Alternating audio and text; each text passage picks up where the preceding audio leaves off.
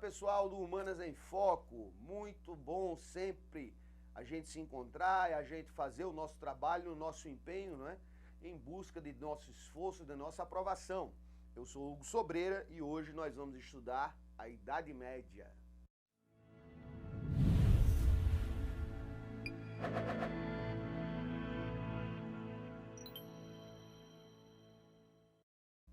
Muito bem, pessoal, nós acabamos de estudar a primeira unidade, a unidade da história antiga, tá? Onde nós vimos as primeiras civilizações, não é? O sistema de servidão coletiva, o Egito Antigo, a Mesopotâmia, os hebreus. Nós vimos também quem? O sistema escravista greco-romano, né? Grécia e Roma, sistema escravista, enfim. E daí, a partir de então, com a decadência, não é, do Império Romano, o que é que a gente vai enfrentar agora? Nós vamos enfrentar a Idade Média, ok, pessoal? Acontece que é um processo longo, é um processo de desconstrução do antigo Império Romano e um processo de reacomodação daquelas forças que irão configurar o chamado sistema feudal, ok, pessoal? Que é aquilo que vai dar a tônica, não é, durante todo o período da Idade Média. Repare bem, não é? A partir do desmantelamento do Império Romano, nós vamos encontrar esse período do século V ao século X, onde você vai verificar o processo da Alta Idade Média. Não nos esqueçamos disso, ok? Então, num primeiro momento, nós vamos ter a Alta Idade Média do século V ao século X, tá certo, pessoal? O que é que acontece nesse momento? Nós vamos ter o apogeu do feudalismo, não é? Nós vamos ter o processo de formação e de apogeu do sistema feudal. E aí, falando disso, não é? Sistema feudal, o que é que nós vamos ter? Nós vamos ter um processo de ruralização. Nós vamos ter uma economia cada vez mais voltada, não é, para a autossuficiência. Ou seja, pessoal, para o consumo. A produção do feudo visava exatamente apenas o abastecimento próprio, o abastecimento local. O que é que vai acontecer aí? Nós vamos ter um processo de formação que vem de uma crise, não é? A gente vem da crise do Império Romano. O que é que acontece? Nós temos aí elementos do antigo Império Romano, não é, fundidos com os elementos dos chamados povos bárbaros, das invasões bárbaras. Então o feudalismo é isso, pessoal. É essa fusão, tá? O que é que vai vir de Roma? Nós vamos ter, por exemplo, as vilas romanas, que na verdade acabarão dando origem ao feudo propriamente dito, não é? Nós vamos ter o colono, o sistema de colonato, né, ali da queda do Império Romano, que é a transição para a formação do chamado trabalhador servil, do feudo, da gleba, né? Nós vamos ter ainda de Roma o que, pessoal? A mais importante instituição medieval, exatamente, a igreja, tá certo? A igreja que vem se constituir, não é, no elemento que vai acabar preservando, por exemplo, a língua latina, não é?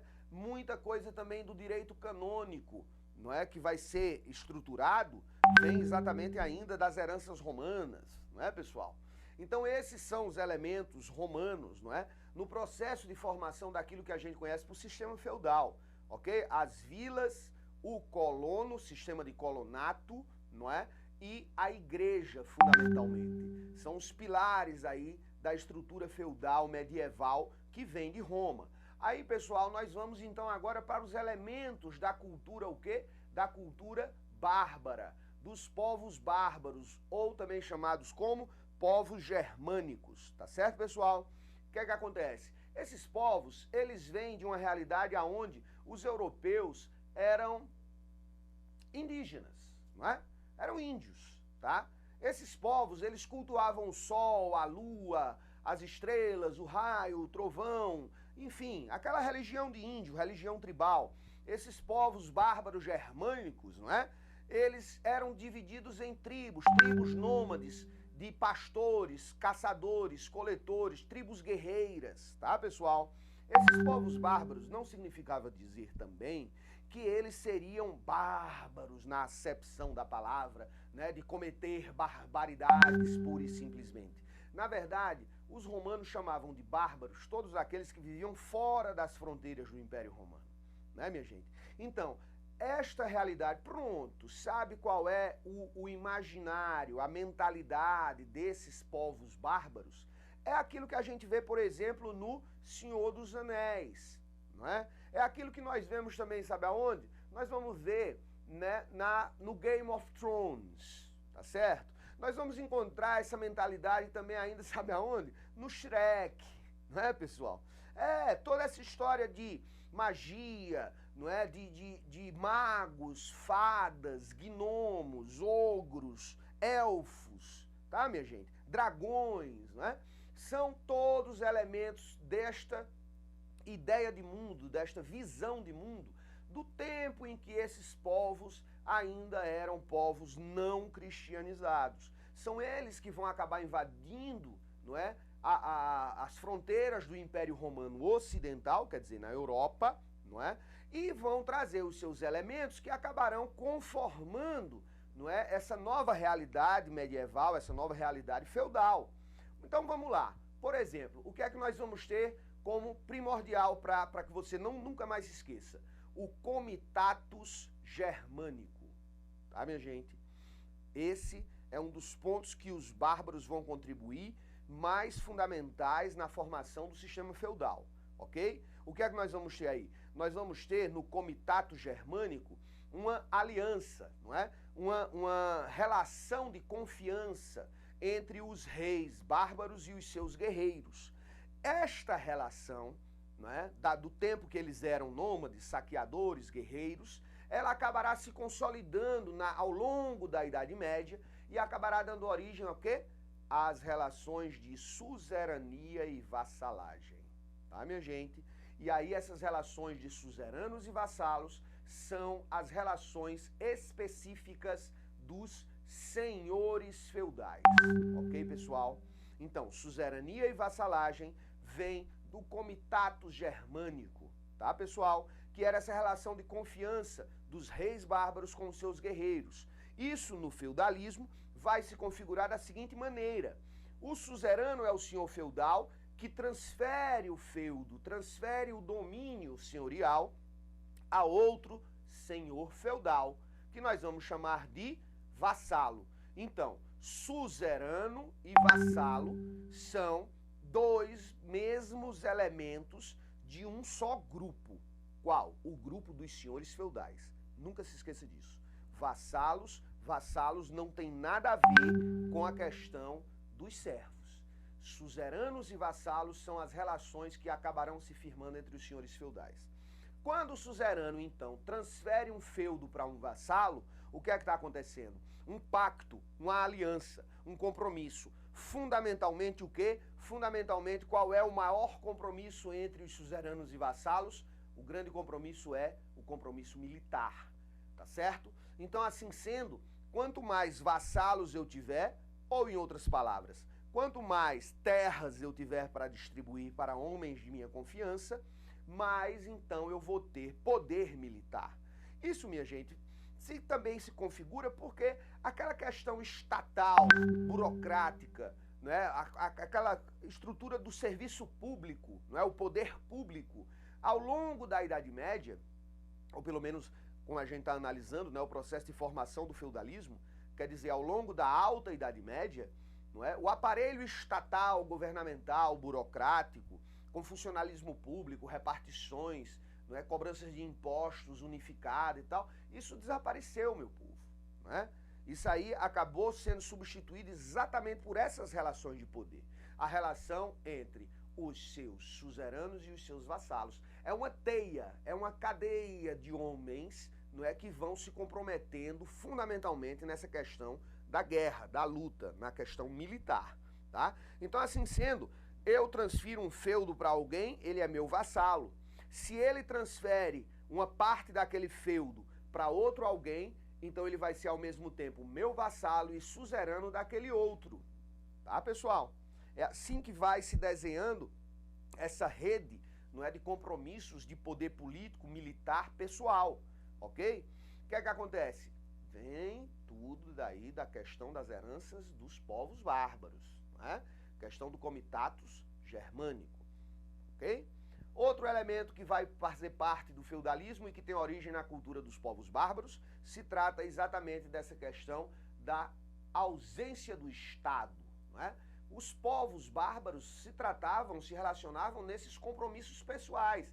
Então essa coisa de órgão público, administração pública, isso vai ser absolutamente frágil, não é? No início desse período medieval, ok, pessoal? Vai se desmantelando todo esse aparato, não é, burocrático, administrativo dos chamados órgãos públicos ou poder público, ok? As relações vão se tornando cada vez mais relações de homem a homem, relações interpessoais, tá, minha gente? De compromissos interpessoais. Outro elemento que virá dos povos bárbaros se trata exatamente dessa questão da economia amonetária, ok, minha gente?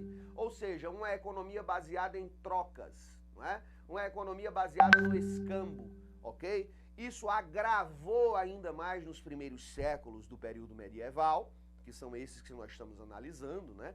Agravou ainda mais a coisa da economia amonetária, ou seja, da economia que dispensa o uso de moedas, tá? Moedas essas que vinham lá da crise do Império Romano absolutamente desvalorizadas também, não é? Então agravou tremendamente essa coisa do comércio, né, e das cidades. Repare, minha gente, feudalismo não combina com comércio e cidades, tá certo?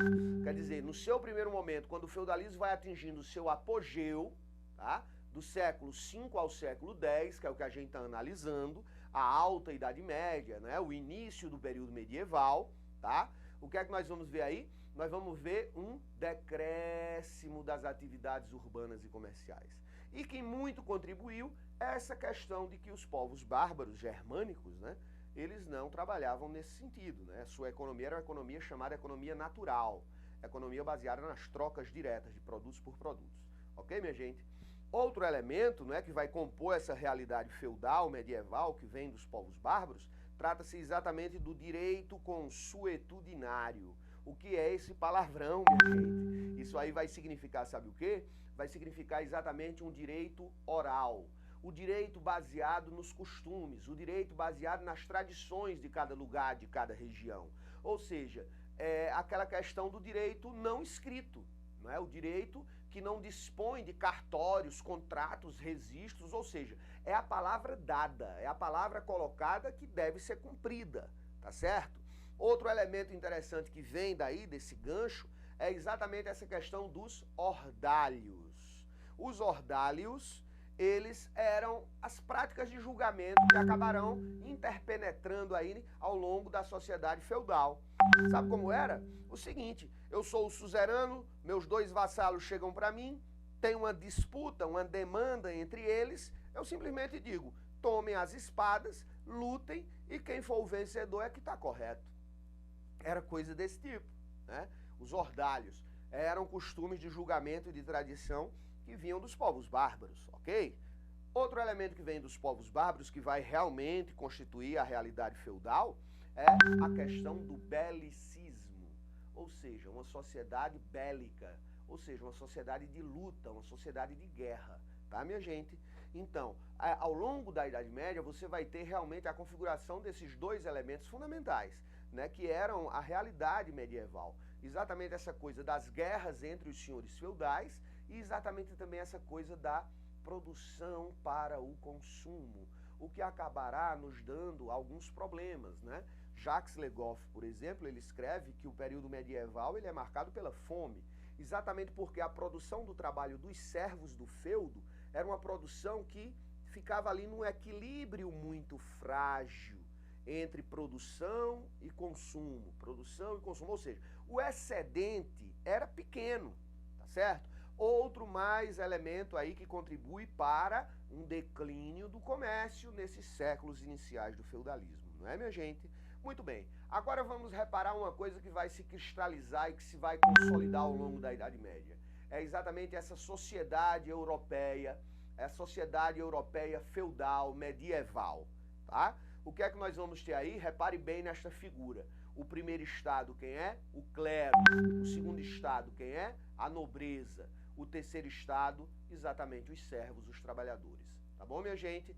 Se trata exatamente do quê? Se trata dos oratore, belatore e laboratore, né? Como eles falavam lá, enfim. Ou seja, uns rezam, outros lutam e outros sofrem, né? Outros trabalham, produzem, tá certo? Olha, pessoal, nunca se esqueça disso, tá bom? O grupo dominante, o principal grupo dominante medieval, trata-se exatamente da Igreja Católica, tá? É a única instituição europeia que abrange todo esse cenário europeu feudal medieval. Ou seja, o europeu lá do sul da Itália, ele só tem uma identidade com o europeu lá do norte da Alemanha. O que é? Eles são cristãos. Eles são católicos, tá bom? Não é à toa, não é que o clero é o primeiro estado. E qual é o papel da igreja medieval? O papel da igreja medieval é manter as coisas como elas eram. Manter o chamado status quo. Quer dizer, aquilo que está estabelecido, aquilo que está colocado, tá certo? Fica assim um pouco vago eu lhe dizer nesses termos, então eu posso lhe dar exemplos, entendeu? Como, por exemplo, o desenvolvimento da Inquisição. O que é que era aquilo? Era a perseguição de todos aqueles que eram considerados hereges. E quem eram esses considerados hereges? Eram todos aqueles que fugiam da linha. Que linha? A linha estabelecida pelo Vaticano, por Roma, pelo papado. Então, é um poder tremendo no controle da vida das pessoas. Afinal de contas, tudo é espiritual na Idade Média. Tudo é o quê? Céu e inferno, né? Tudo vai ser a salvação da alma ou a condenação da alma. Então, e outra, né? Uma questão que se trata de eternidade, né? Então, era uma ameaça muito forte, né? Você é ameaçado com a vida eterna no paraíso ou no inferno, entendeu?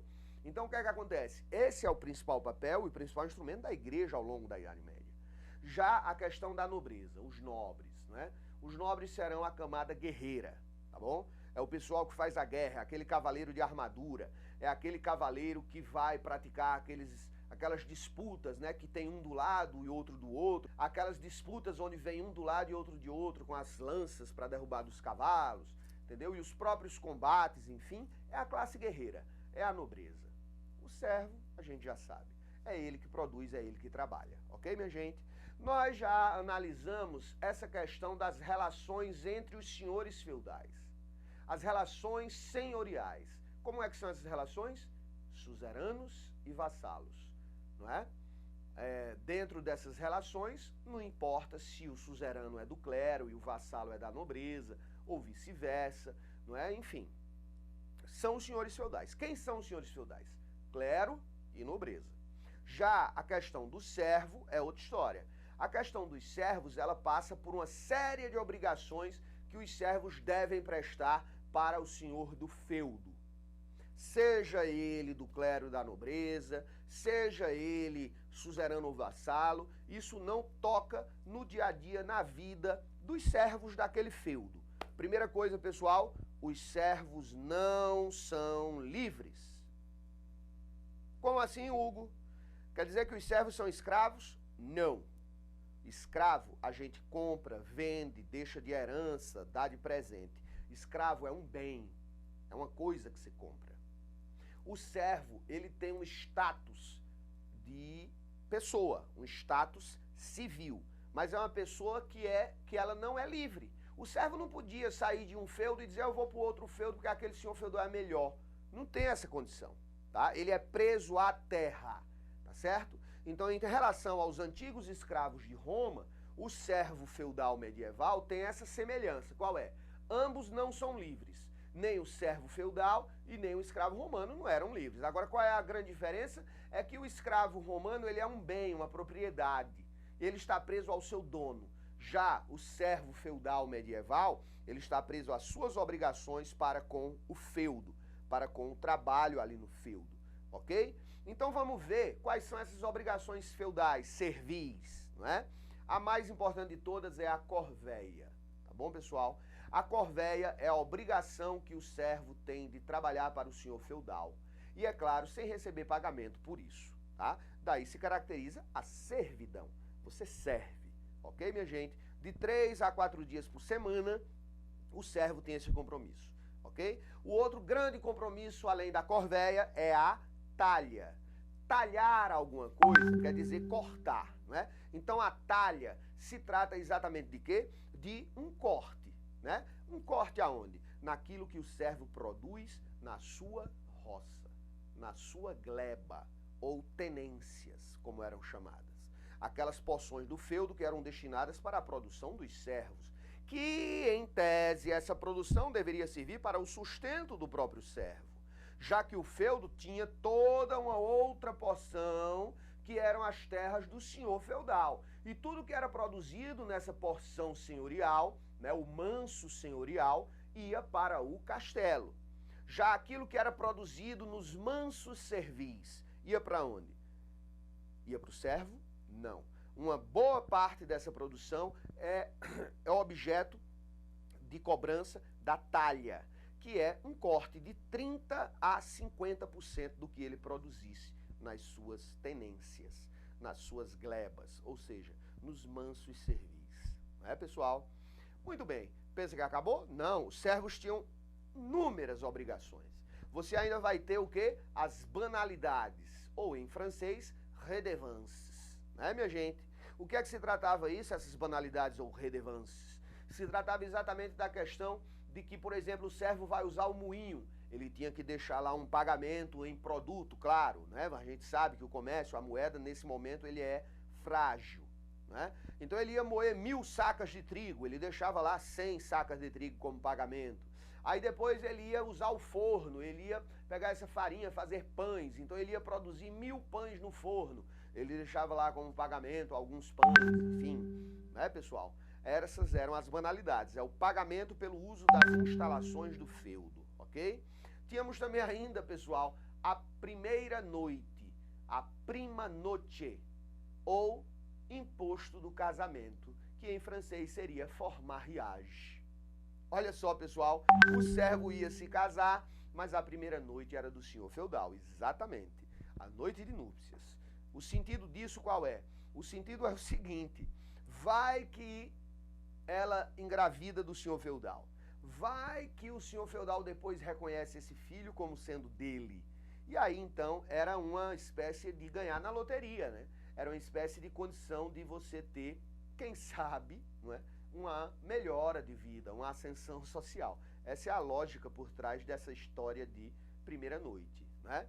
É verdade, o servo já casava traído, né, pessoal? Pois bem, além de tudo isso, ainda você vai ter, por exemplo, o tostão de Pedro. Do que se trata? Se trata do dízimo, não é? 10% da produção ia exatamente para a igreja, né? Era o dízimo. E é óbvio que ninguém sonegava isso, porque é um imposto sagrado, é um imposto da igreja, não é? Você não quer ir para o inferno por causa de pouca coisa, não é, pessoal? Nós vamos ter ainda o imposto de captação, que era o imposto per capita, né? Era o imposto por cabeça. Minha gente, sempre lembrando que esses impostos ou são pagos sob a forma de suor, de trabalho, ou são pagos com produtos, né? Aquilo que ele fabricava, que ele produzia, não é? Através do cultivo agrícola, através, enfim, do seu serviço, do seu trabalho, ok? Podia ser reforçar os muros, podia ser buscar lenha, podia ser buscar água, e por aí vai, tá bom, pessoal? E aí a gente vai ter ainda a beleza da mão morta. A mão morta recaía exatamente sobre aquela pouquinha coisa que o servo pudesse deixar para a sua família. O senhor feudal ia lá e ainda cobrava um imposto sobre isso. Ah, ele deixou 10 vacas, então eu vou levar 2, 3 vacas. Ah, ele deixou 20 ovelhas, então eu vou levar 5, 6 ovelhas. Era assim que funcionava a mão morta, quer dizer, mesmo depois de morto, ele ainda era obrigado a pagar os seus impostos, ok, pessoal? Então, minha gente, são as origens do sistema feudal, são as origens do feudalismo. Não esqueça desses pontos primordiais. No feudalismo, no sistema feudal, o rei é frágil. O poder está em cada uma das mãos daqueles senhores feudais ali. Ou seja, o poder é local, tá, pessoal? O rei é fraco. O rei medieval reina, mas não governa. Ele é frágil. Outro elemento desse processo se trata exatamente de quê? Da questão de que o comércio e as cidades, nesse momento, na alta Idade Média, quando o feudalismo está em auge, né, o comércio é frágil, a circulação de moedas é frágil. Não desaparece, mas se fragiliza bastante. Tá bom, pessoal? Não vamos nos esquecer desses pontos, desses elementos. Uma boa sorte a todos. Até o nosso próximo encontro. Valeu, minha gente. Um abraço.